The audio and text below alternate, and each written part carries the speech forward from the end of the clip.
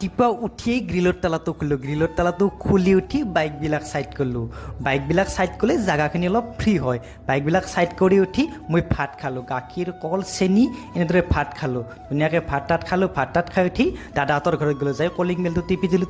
জেঠি চাবিটো লৈ লা, চাবিটো আনি মই ফাৰ্মাচী খুলোঁ। ফাৰ্মাচী খুলি যি কাম কৰে সেইখিনি কৰিলোঁ। কৰি উঠি পাঠশালাত গ'লোঁ। পাঠশালাত যাওঁ যি ইমান যান জঁট হৈছে, আপুনি আজি গুৱাহাটী মহানগৰ ইয়ান হৈ গৈছে। তাৰপিছত দৈ খাবৰ মন গ'ল, বহুত গৰম লাগছে, দৈ খালোঁ।